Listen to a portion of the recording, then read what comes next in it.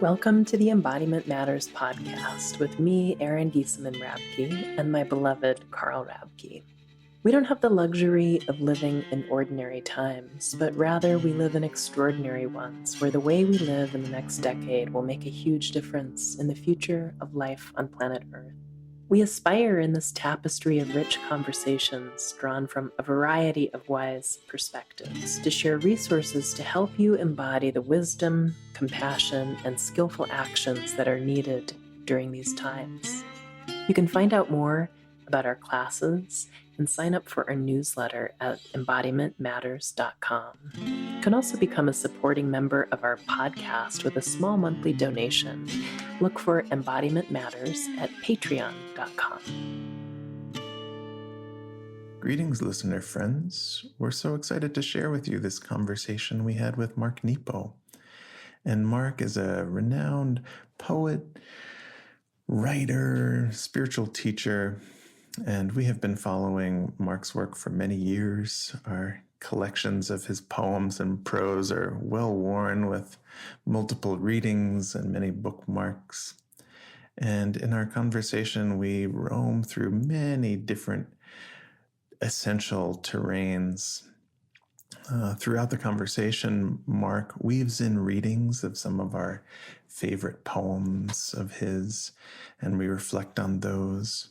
And we also look at just the challenges we face in these times and how care and love can erase the walls that build between us, and how important it is to use our imagination in service of a more beautiful world.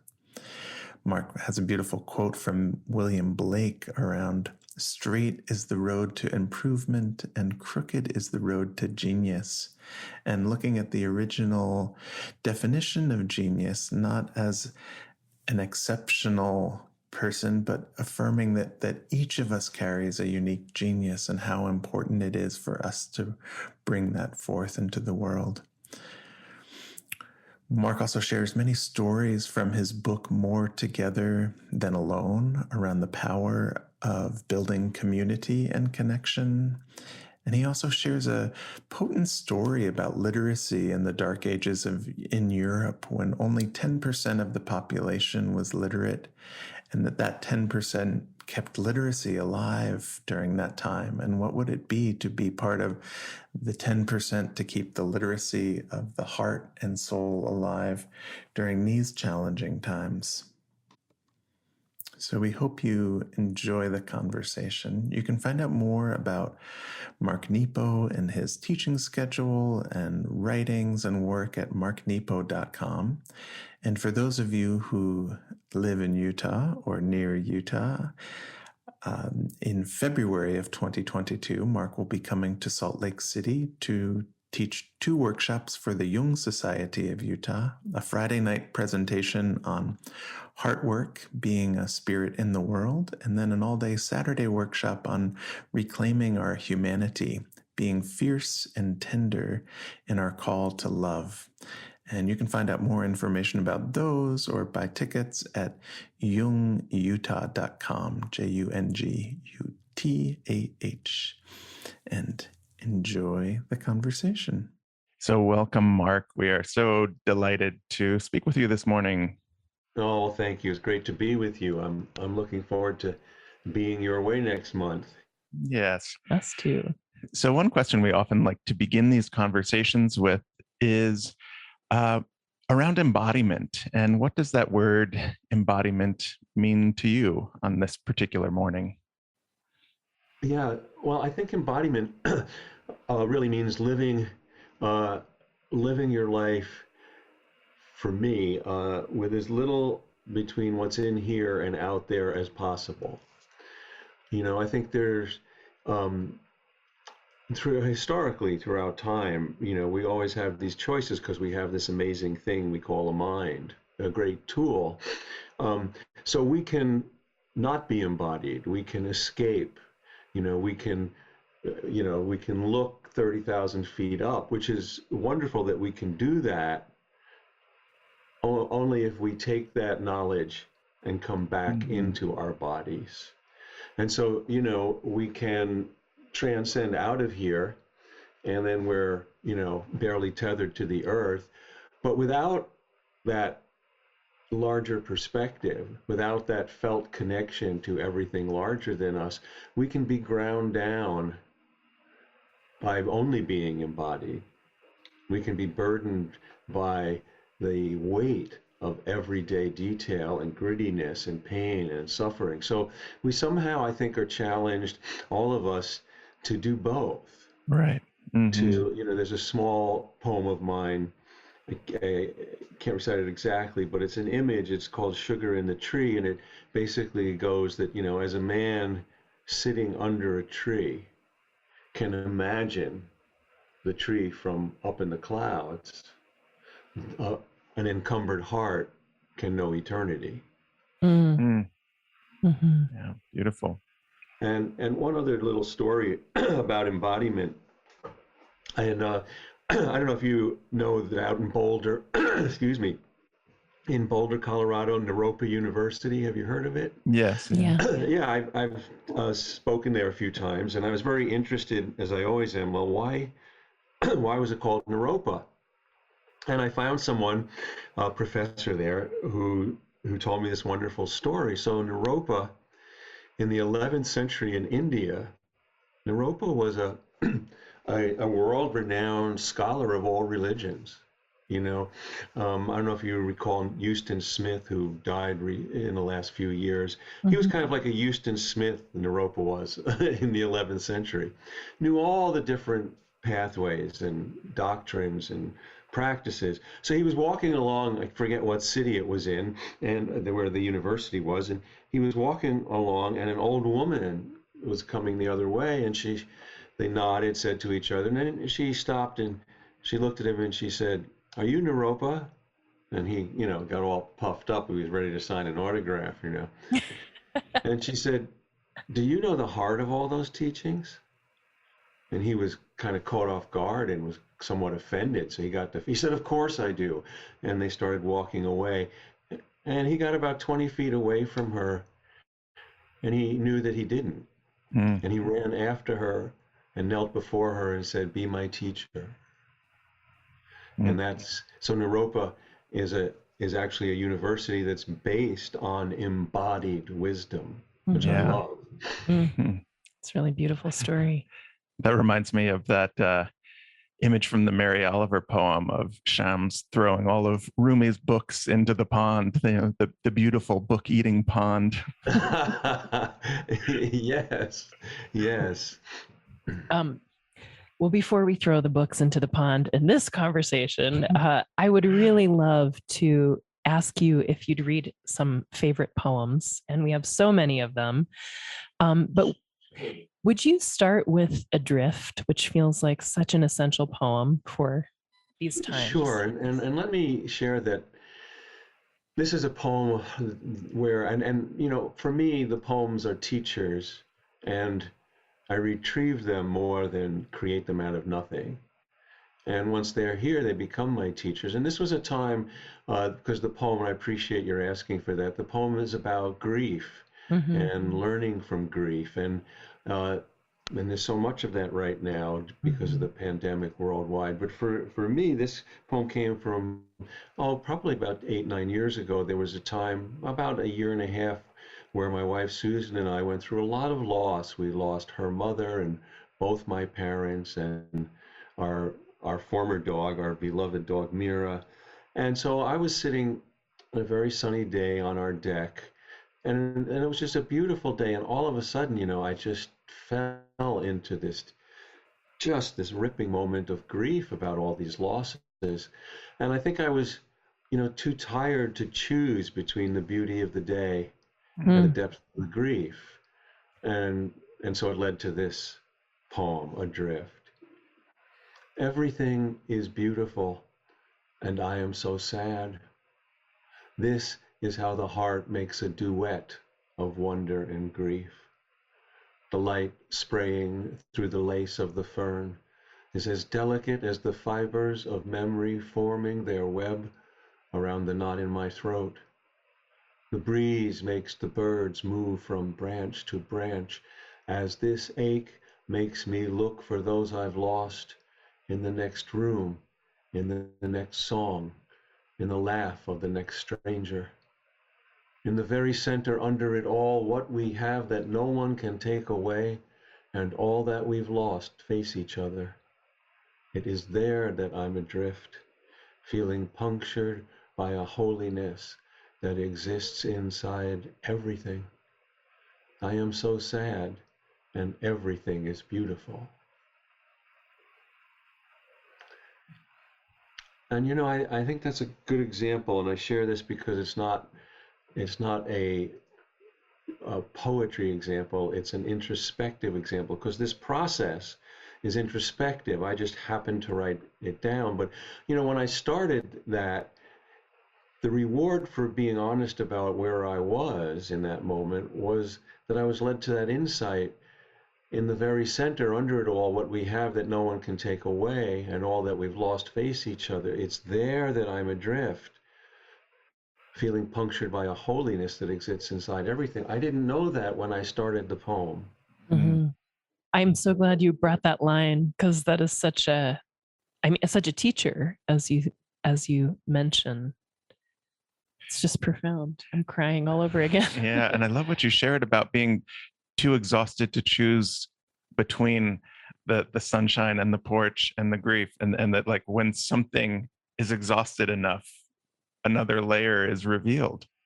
Well, we're open to it. Carl Jung had a habit of, if he really wanted to learn something, he said he would wait till he was really tired just before he was going to sleep, and he would say it and write it and visualize it, because he felt when he was tired there was more chance that it would get in. Mm-hmm. Beyond his order, whatever his thought or his structures of how he saw the world, they would be loosened when he was tired, and more could get in. Mm-hmm. I love that you talk about, you're writing poetry as a practice of retrieving. And I'm such a lover of poetry. I don't identify as a poet. And I'm really curious, how do you set yourself up to retrieve like that? What's your poetic writing practice or retrieving practice like? I think it's about being present. For a long time, years ago, before I experienced meditation, I came to understand that was the space I was going to write. But instead of dropping all thoughts, I was just taking notes and trying to sort out what mattered. And I think this comes more deeply from, when I was young, like most artists in different forms, were taught to be on the look for good material. Well, in my 30s, as you know from my work, I had a rare form of lymphoma, which I almost died from, and being blessed to still be here, the miracle was that it's not about looking for good material. Everything is holy. And the gift was the lens of the miraculous, of seeing, if I'm present enough, the ordinary becomes extraordinary. So I can write about anything. It's not about looking for what to write about. It's about being present enough and still enough, giving my full attention to whatever is before me until it becomes my teacher. Mm-hmm. And again, I share that as not just a writing process, but as an inner process for how to be embodied, Right. how to stay in our lives, and how to remember our kinship with everything. Mm-hmm. Yeah, and it goes so counter to the culture of ascension and improvement and always being on. I mean, even like what you were describing of Carl Jung's process of what wisdom in there is there when things are dimming or going down or not on. Yeah, and I think that there's nothing wrong with working toward things or building things or repairing things, but my experience, it's a very different animating process when it comes from my being completely who I am, Mm-hmm. than a sense of trying to achieve something in order to get some worth Right. externally. Mm-hmm. You know, one of Blake's proverbs was that straight is the road to improvement, but crooked is the road to genius. That's wonderful. I haven't heard that. That's good. And if we look, let's take for a moment, because to look at that word genius, because it's even more profound when we look at the original meaning of that word. You know, we tend to understand genius as an exceptional brilliance, like Mozart, or Itzhak Perlman or Einstein, but which is true. But if we go back, the original definition of the word genius is attendant spirit. Mm. Everyone has a genius. No one is special. Mm-hmm. Everyone has a genius, and this is where the word genie comes from. And the famous, the old story from the Arabian Nights of Aladdin's lamp, where, well, what that archetypally is, it's not that if you rub the lamp you'll get your wish, but if you embrace your life and your light in the lamp, you will meet your attendant spirit, your genie, who will help guide you. Mm-hmm. So straight is the road to improvement, but crooked is the road to finding your attendant spirit. Mm. Mm. That's really beautiful.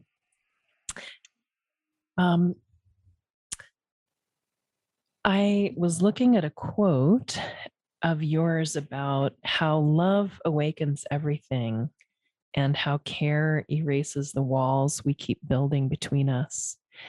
And gosh, Carl and I were talking this morning about how many articles there have been in the last month about impending civil war in this country. And what a sad use of our imagination to keep seeding that that's where we're headed. And, I'm imagining, I would just like to read the stories about the possibility of this kind of care. Oh, I feel weepy asking it. That can really dissolve the walls we keep building between us. And I just love you to talk about that a little bit. Well, thank you. We live in a very polarized and strident time. And, and I want to refer here, one of my books is called More Together Than Alone. And that book took a long time, it took 13 years to retrieve. And in that I was particularly searching to understand moments throughout history and cross-culturally when we worked well together, the stories of that.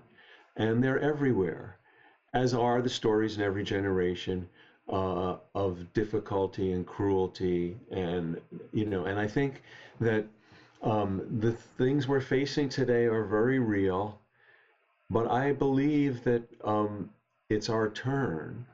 For us, it's the pandemic. For my parents' generation, it was World War II. Every generation has a very difficult challenge, and it's our turn. Are we going to erase the walls we build with love or not? Are we, and I think that, and there's a paradox underlying all this, because there's a paradox that is that we are they, there is no they. And that's a very difficult paradox, so I can watch the news, and if I had hair, I'd pull it out. And I go, I'm not that. And my spirit says, we are they. Be with that. And no, I'm not that. Don't tell me I'm that. So that's an ongoing conversation that each of us has to have, because under all of those differences, we are the same. Mm-hmm. And I think that so much, the age-old eternal choice, which is spiritually molecular, and that's the choice every day between fear and love. And if fear takes over, then we push each other away. Then we obey fear. See, fear, I've learned, because I've known a lot of fear in my life, that fear is to be moved through, not obeyed. If I ask my fear, what should I do? My fear will say, be more afraid. Mm-hmm. I need to move through my fear.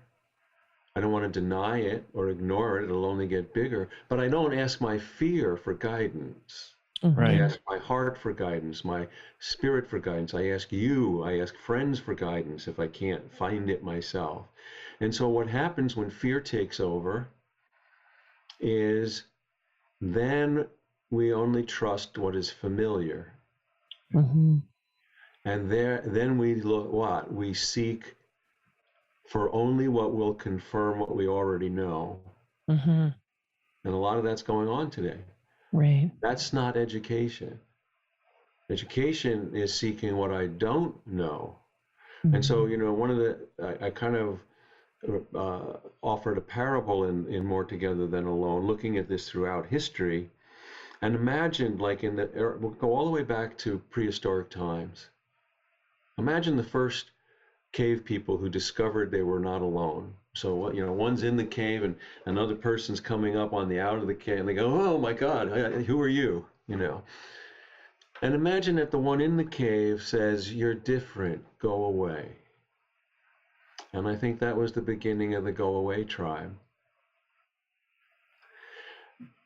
And again, you look throughout history, and when that metastasizes and gets so prevalent, well, then we have in every generation, we have people so governed by fear and saying, "Go away." They say, "You know what? I can't trust you'll go away, so I'm going to put you where I can watch you. I'm going to put you in a ghetto, in a reservation, in a refugee camp." Mm-hmm. And then we've had these horrible times of genocide throughout history where people have been so frightened in their fear that they say, "I can't even trust you'll be there. I have to make you go away." Mm-hmm. But if you go all the way back to the mouth of that cave, and the other at the mouth of the cave says, "Oh, you're different. Come teach me." Mm. And I think that was the beginning of the Come Teach Me tribe. Yeah. "Oh, thank God you're not me. Teach me what I don't know, and I'll teach you what you don't know." And we're more together than alone. And that's led to all the periods of enlightenment throughout history. Mm-hmm. But, the catch is, of course, that we always belong to both tribes. Yeah. And it's incumbent on us to, I swear to you that I belong to the Come Teach Me tribe, but we can get off this conversation and something will happen today that'll trip me into fear, and I'll forget. Mm-hmm. And then I need you to remind me. Mm-hmm. And we're in a great pause because of the pandemic where we need to remind each other that we belong to the Come Teach Me tribe. Mm-hmm. And so let me just share one other thought about all this, and that I discovered through that retrieving that book on community. And in the Middle Ages in Europe, which we know as the Dark Ages, well, actually, the rest of the world, it was a very enlightened time. In the East, in India, it was just in the West that it was the Dark Ages. But in the Dark Ages, for about 350 years, only 10% of the European population was literate. That means 10% of the people living in Europe at that time kept literacy alive for 300 years. And whatever it is we are facing that is dark, when we are awake, because we're not always awake, we don't have we don't have the privilege of that all the time. But when we are awake, it's incumbent on us to keep the literacy of the heart alive. And that's, I think, so important right now. I'm just going to be slightly teary through this whole conversation. I can tell. Oh, that's all right. Yeah, I think it's good. A sign of a good conversation. This is such a great segue to ask you to read If You Want a True Friend. Would you? Oh, sure. Yeah. Yeah. If you want a true friend, just open your hands and say, "I don't know." Say it softly and wait so your other can see that you mean it. Give them a chance to drop what they think is secret. Let them come up with a cup of what matters from the spring they show no one. Let them sigh and admit that they don't know either. Then you can begin with nothing in the way. Go on, admit to the throb you carry in your heart, and let the journey begin. Mm. So beautiful. Yeah. And such a resource for the Come Teach Me tribe. I mean, just thinking of, the challenge of pulling out the hair at the news stories, and this just how hard it is to really get to that place of not knowing and not being right. And I also Well, want to say, I oh, think it's, go ahead. I'm sorry, go ahead. I was just going to say to have enough compassion and honesty to let our leaders also say that. And we don't allow them that either. But please. Absolutely. Absolutely. And I think that, historically, great love and great suffering make us admit we don't know. Mm-hmm. They make us open our heart. They make us say, come help me, come teach me. And this is through great love and great suffering. Everyone gets the chance to be dropped into the depth of life. Mm-hmm. That's where the deeper journey begins. Mm-hmm. Mm. I wonder if you'd talk a little bit. I was saying before we hit record that one of my favorites of your books is 7,000 Ways to Listen. And gosh, it seems like a skill that it's infinitely possible to learn about and improve the ways that we listen and how needed that is right now. And I just wonder what's alive for you on that topic right now. Oh, well, my God, I think that we need to be open-hearted and open-minded. And that involves not just listening with our mind, but with our heart. Mm-hmm. Thomas Merton, the wonderful Thomas Merton, said if we truly beheld each other, we'd fall down and worship each other. Hmm. And often in my circles that I teach, when I invite people to be in dyads, I invite people not to crosstalk. That when one person talks, the other simply listens, not just being present, completely present. Because often what we do, even meaning well, is either one of two things. Either you're sharing with me something very important to you, and I want to help. And so I'm already going through my mind, how can I help? What can I, so that, what can I offer? Or maybe all of a sudden I'm getting ready to tell a story to affirm what you've just shared. But as soon as I'm doing that, I'm not listening anymore. And we underestimate the power of our presence. Our presence allows the person who's sharing to discover what they didn't know they know. Mm-hmm. Because feeling from that depth for a soul is what sketching is for an artist.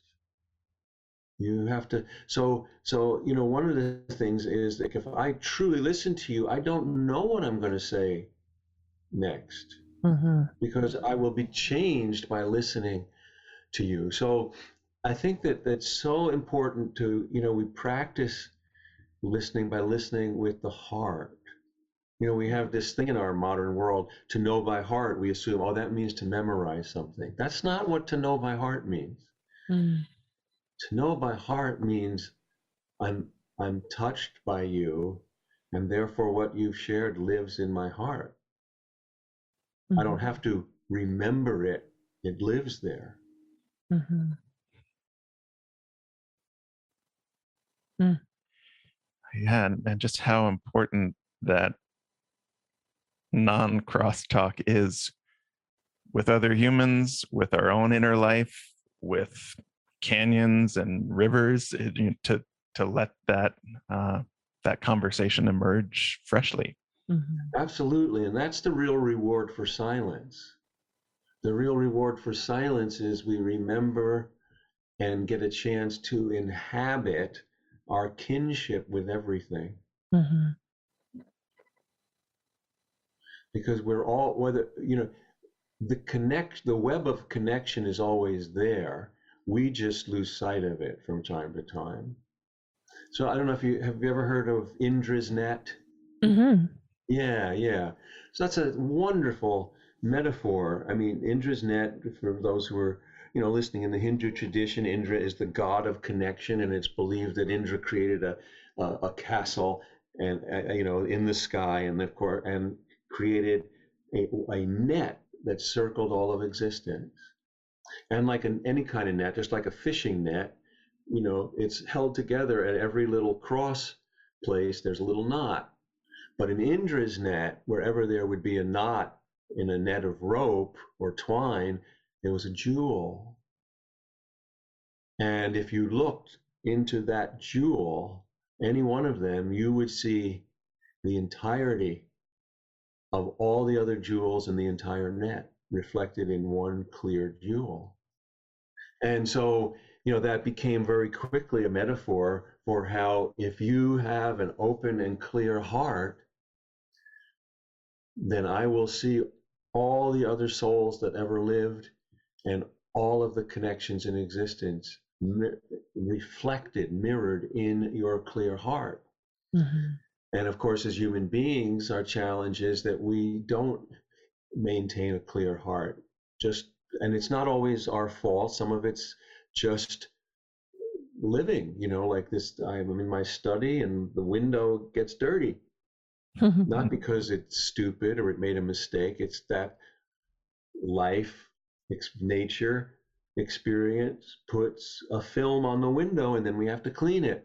And so for human beings, we get a film to our mind, to our eyes, to our ears, to our heart. And part of the reason we need a spiritual practice and a practice of introspection is we have to clean the window of our eyes, the window of our mind, the window of our heart, not just once, continually.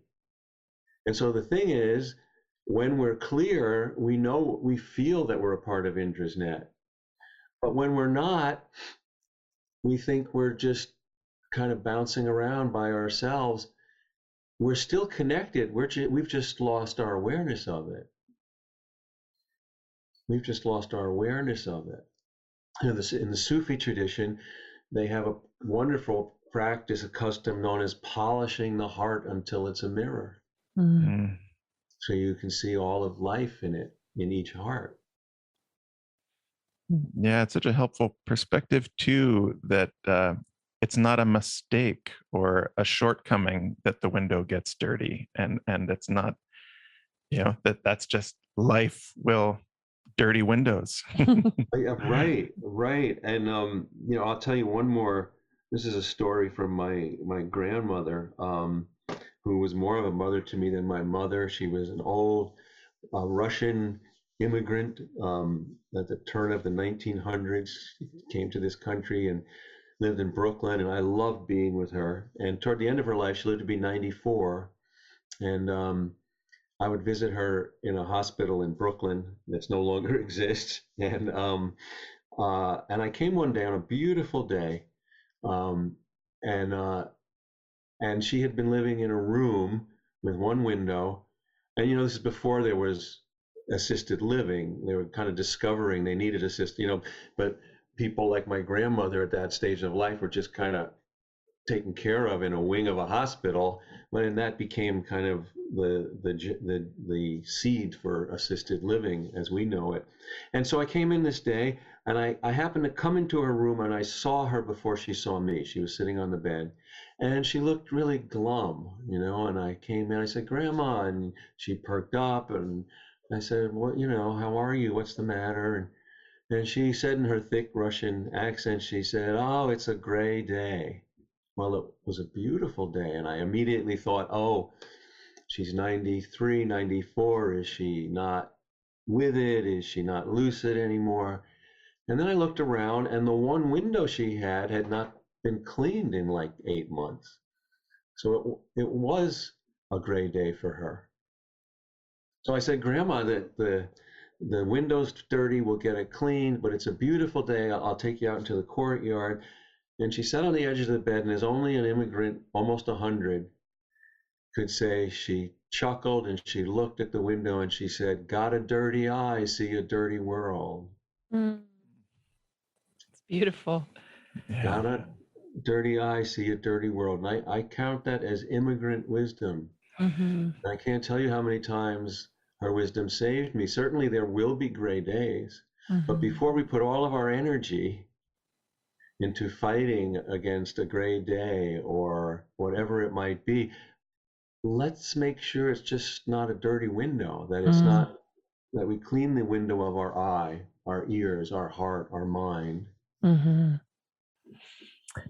This makes me want to ask for another poem if I could, which Sure. is To Glow. Oh, to glow. Yeah. Let me just get that.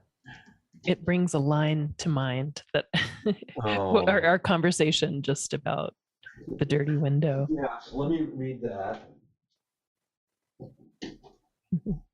I had to let my dog out there. She must hear my wife. This is to glow. Like light in the sun spilling out of the sun, the spirit within beams its way through all our cracks till our most treasured walls come down. The coming down of those walls is the blessing we crave and resist. The coming down of those walls, so the light of the soul, like the light of the sun, can help the world grow. This is the call of calls. Mm. I love that. It's sort of a similar, I mean, the dirty window reminds me of that, but it's from within to out as well as out to in. And that line about what we crave and resist, the crumbling of those treasured walls, feels so, just what an apt and gorgeous description that is. No, well, thank you. Mm-hmm. Thank you. You know, I think that we are challenged. I think in life, we are, I think, miseducated to think that life is about going from here to there. Mm. And we're confused because certainly in the outer surface world, we do go from here to there. I go from my house to the drugstore and home and whatever it might be. But in the inner world, we're only alive. The journey is not from here to there, it's from in to out. It's from in to out. And one of the great teachings about this, teachers are flowers. Mm. So, like, if you just think of this, and then we can apply it to the soul's journey.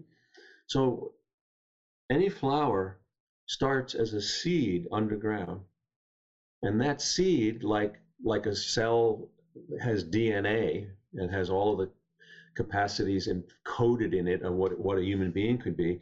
Well, the entire flower is in that seed.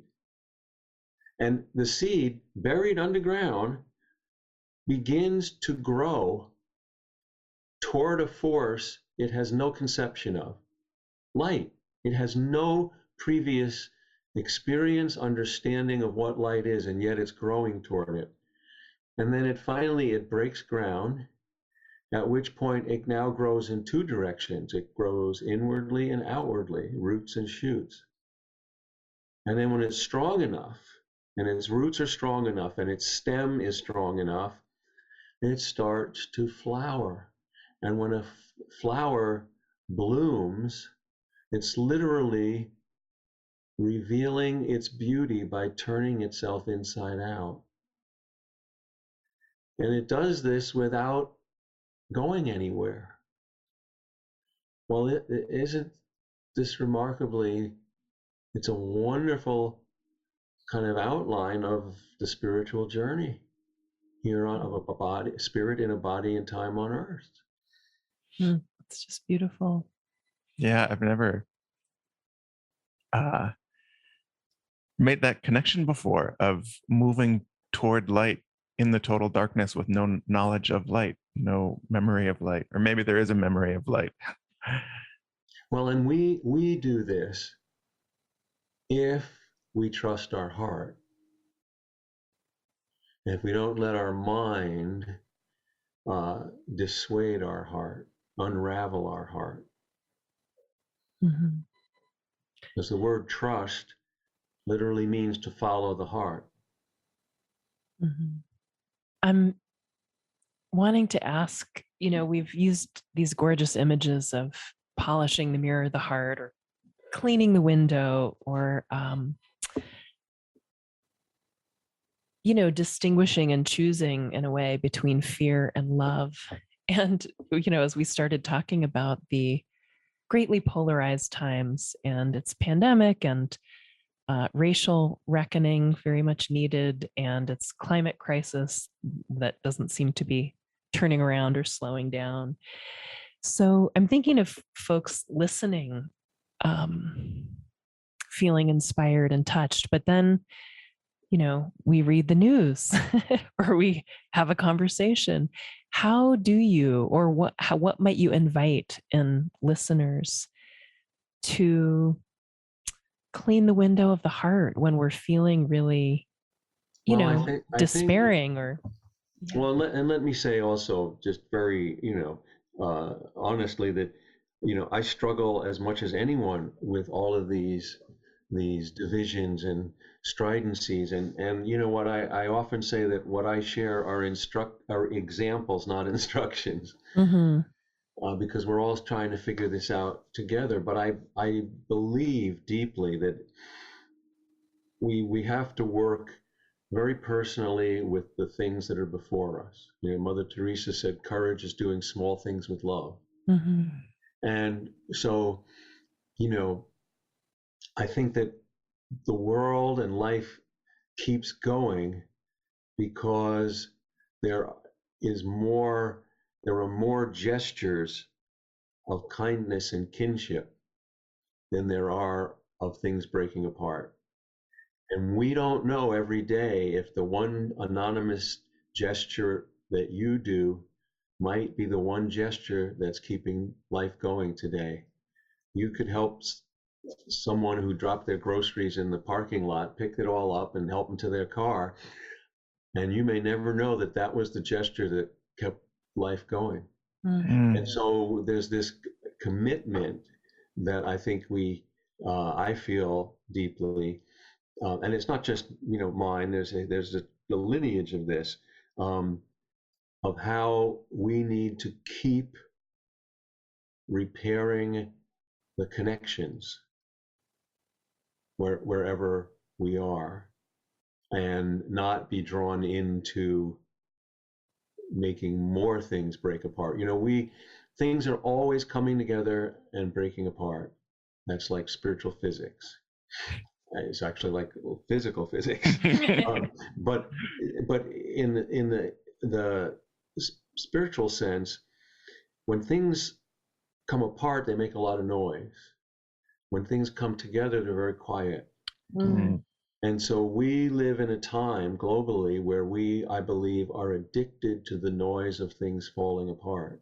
Mm-hmm.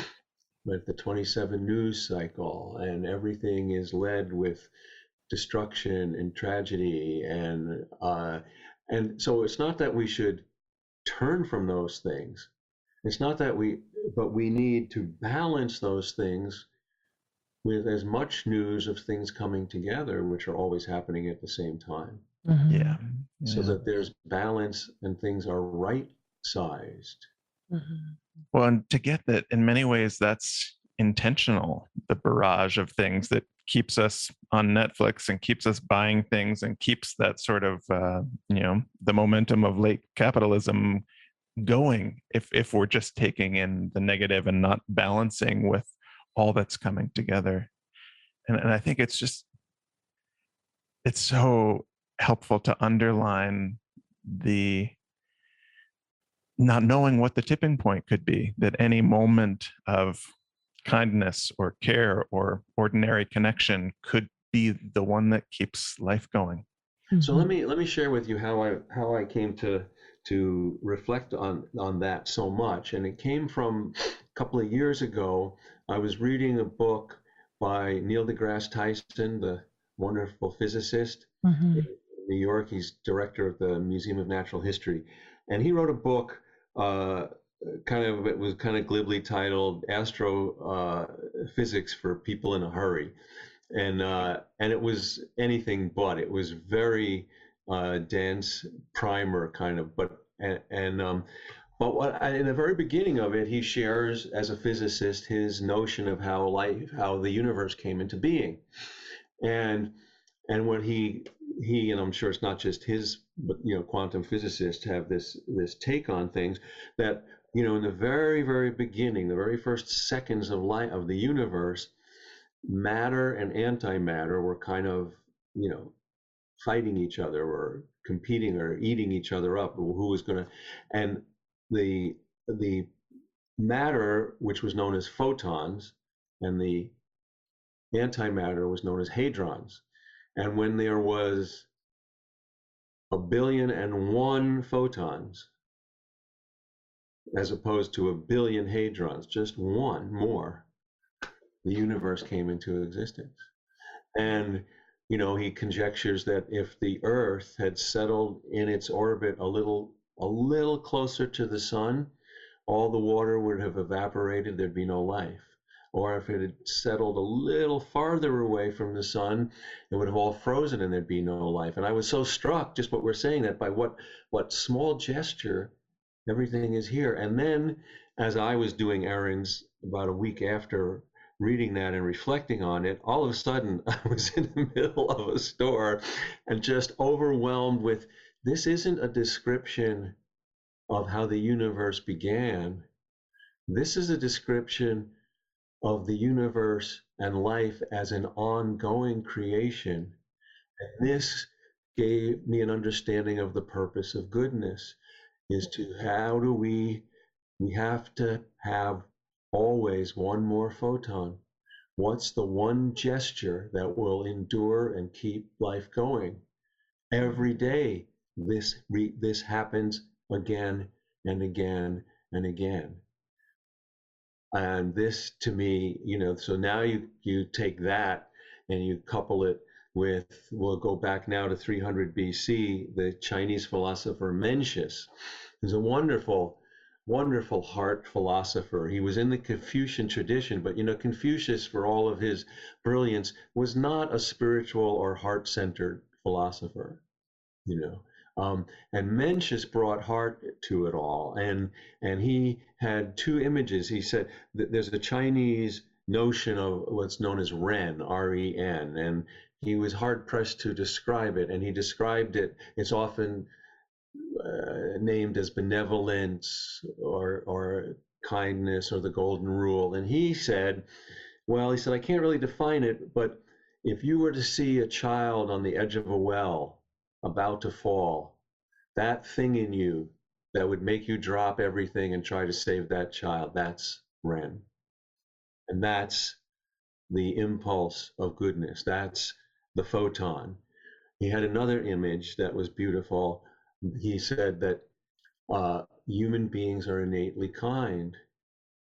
The way that water, allowed its true nature, will always flow downhill and join other water. Human beings, allowed their true nature, will always flow to each other and be kind. We can manipulate ourselves or each other away from that goodness, but allowed our true nature, like water, we will flow to each other and join. So that's always there. And in times that we're in every generation, just as we've been talking, the film gets on the window. And then if we think the window is never clear, and then we start building philosophies on fear and distance and go away, then we get very estranged from our nature. And just one more thing here, and I'll stop, pause, but this ties in with something I learned in that More Together Than Alone book. So, in the 1800s, when the Industrial Revolution began, Uh, Karl Marx in Europe, and Karl Marx gets a bad rap. I mean, Karl Marx didn't create Marxism.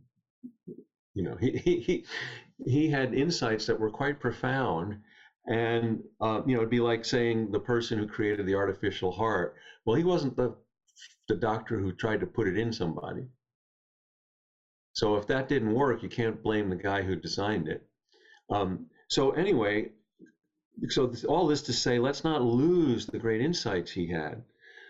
So in 1844, he's seeing, like everyone else, the Industrial Revolution starting, and he's realizing that for the first time, labor is getting mechanized, and there's division of labor, and this is going to have a tremendous effect, he foresees, on relationships.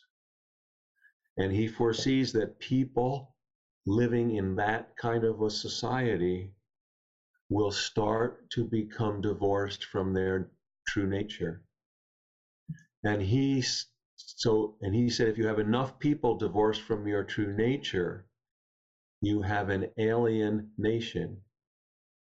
And he coined the term alienation. And he foresaw original therapists as people who would help individuals restore their true nature. And he called them alienists. Were the first therapists in the late 1800s. This is very profound, and we today are in need of anything and anyone who so we can help each other restore our true nature. Mm-hmm. It's beautiful. I'd like to ask for another poem. I love weaving these. Sure. What a gift to just be able to request your poems and weave them into the conversation. This is one, I mean, I probably say this of everyone I've asked you to read, and more that is a favorite, but this is a special favorite, is The Dive. There's such a teaching in this one that's just so important. Well, thank you. The Dive. Brave your way on. You are a blessing waiting to be discovered by yourself. The wisdom waits in your heart like a buried treasure, which only loving yourself can bring to the surface. And yes, loving yourself is like diving to the bottom of the ocean with nothing but who you are to find your way. What a prescription for alienation right there, right? Yes, absolutely. Yeah. Gosh, would you like to say anything more about that poem? I want to leave it to you instead of me commenting. Well, I think that there's a great central paradox to being alive. One is that no one has ever been here who's you. No one can live your life or feel what you feel or see what you see. And the other side of the paradox is that no one can make it alone. When we think we can make it alone, we're actually ill.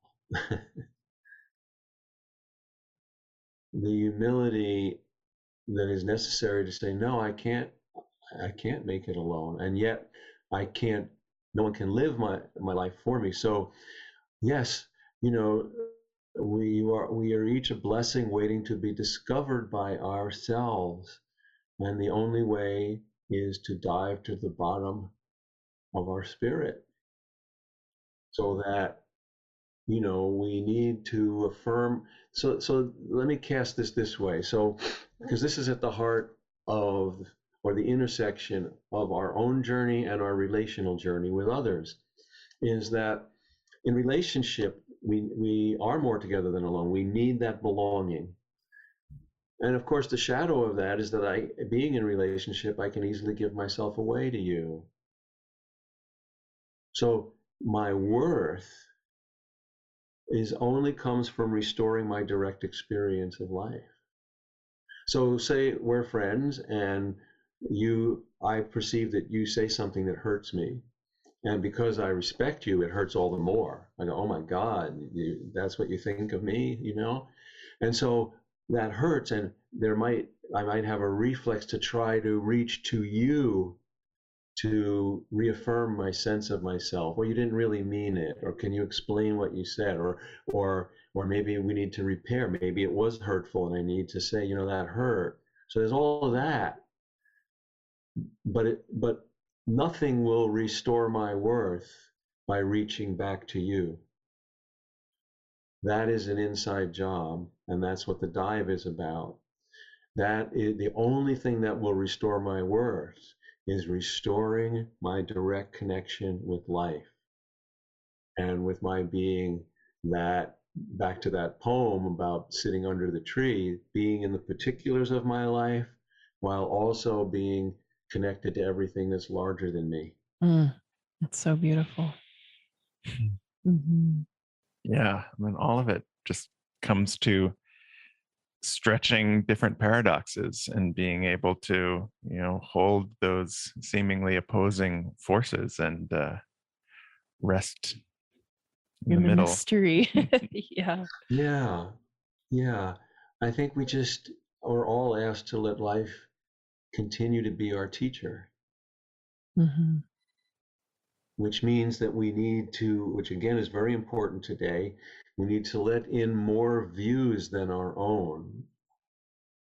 There's a great, in Native American elder circles, elder councils, and they've done this for hundreds of years, and still do it today. They meet in circle not for equity, because there's no head to the circle, but they meet in circle so that everyone has a direct view of the center. I love that.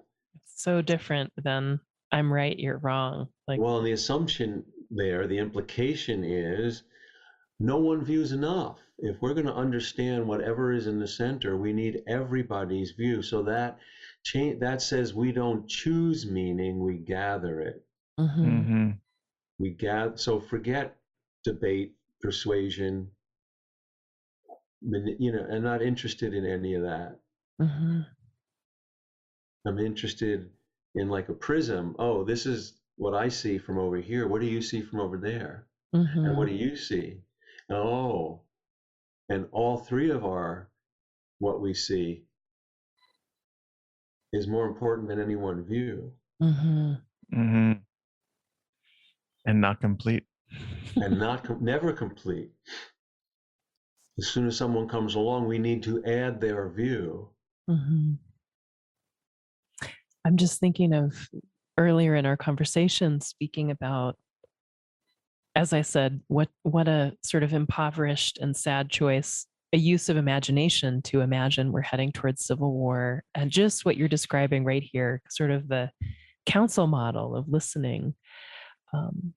I just want to underline this. Like, I want to scatter the seeds of the vision of more of that happening.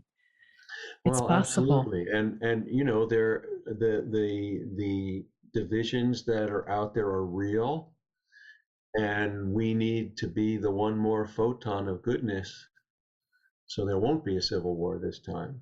Mm-hmm. And that's all. I think that's all we can do, is to stay visible and loving and renewing of the kinship among and between all things. Mm.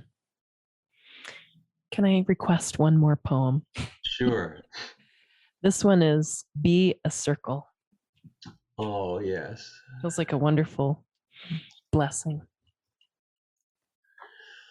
Oh, be a circle. I wish you the ability to breathe after pain, to begin again, though nothing else seems possible. I wish you resilience to part like the ocean and accept like the sky. I wish you a survival to take in life like a trapped miner finding an air hole and praising it as God. I wish you courage to ask of everything you meet, what bridge are we? I wish that the kindness that you are can brighten your way like orange leaves falling about the face of a doe. I wish you endless journey that seldom appears as we imagine. I wish you curiosity to make a boat of wonder and an oar of gratitude. May it be so. May it be so. Mark, we could talk to you all day. Oh, It's thank been you. such a pleasure to hang out with you in this way. And we're thrilled you're coming to Salt Lake City, and we'll get to see you in person. Oh, well, thank you both. I look forward to seeing you in person, and I look forward to being with you in those days. That would be wonderful. And I just want to say thank you so much for your work, your writing, your retrieving, and for just continuing to open the gateways toward, that one photon, making those choices toward kindness and goodness. Thank you so much. Oh, you're so welcome. And thank you guys for your good work too. Thank you. Thank you so much for listening. We hope you enjoyed the conversation. If you enjoy this podcast, it's great if you want to share it with friends or post about it on social media. Also, you could make a donation to support the podcast or find out more information about our classes and offerings at our website, embodimentmatters.com.